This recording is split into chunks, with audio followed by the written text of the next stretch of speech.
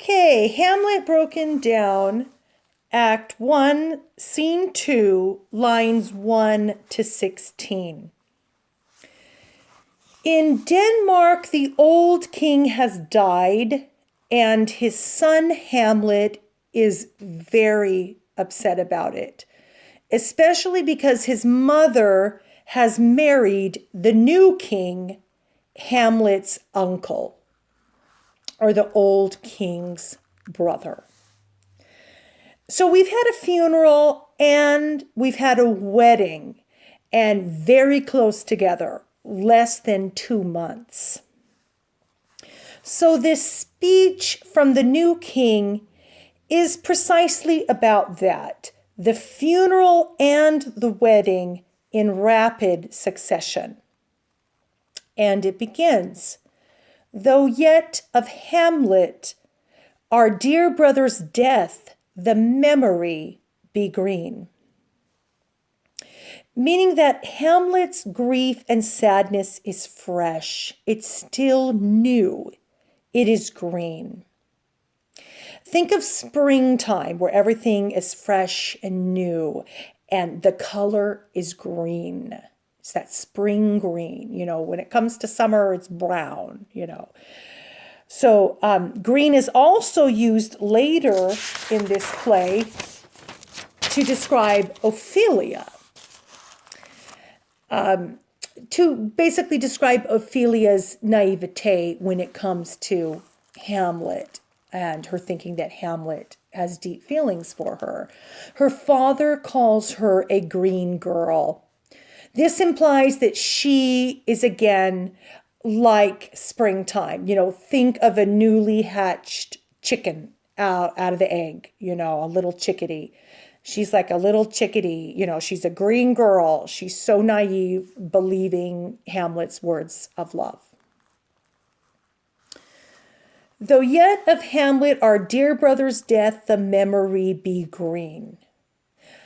This means that everyone else has moved on, yet of Hamlet, the memory be green. Hamlet has not moved on. He's still a mess. He's still in a state of terrible grief. And then the king talks about how they have grieved. It is behind them. And that it us befitted to bear our hearts in grief and our whole kingdom to be contracted in one brow of woe. Brow of woe, meaning that they were all collectively drawn together. One brow of woe. As mourners, they were all collectively drawn together. And then the king talks about how they have been wise in sorrow. Not like Hamlet, who is being foolish. He's just all grief. He's all sadness. They have the wisest sorrow, which is 1 foot in and 1 foot out. They are both sad and happy. They think on him, the dead king, and they also think on themselves. They have one eye that is happy and one eye that is sad, with one auspicious eye and one dropping eye. And the king says, in equal scale, weighing delight and dole, meaning the scales are balanced evenly. On one side is happiness and on the other side is sadness, and they are in equal measurements. So the scale is absolutely still.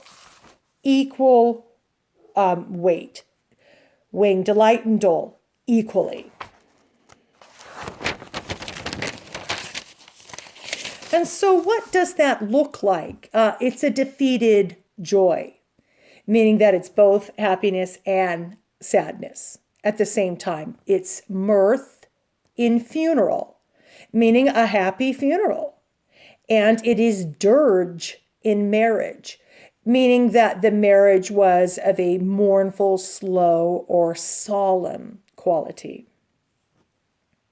And he also mentions that everyone has given advice and everyone has gone along with this funeral and marriage in rapid succession, and he thanks them all for it.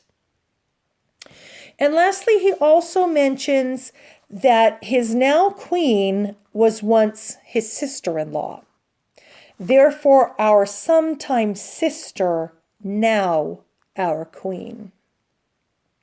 Shakespeare's audience would have also had a sinister view of this marriage for this reason, as this was the grounds for Henry VIII's annulment of his first marriage, because he married his brother's widow.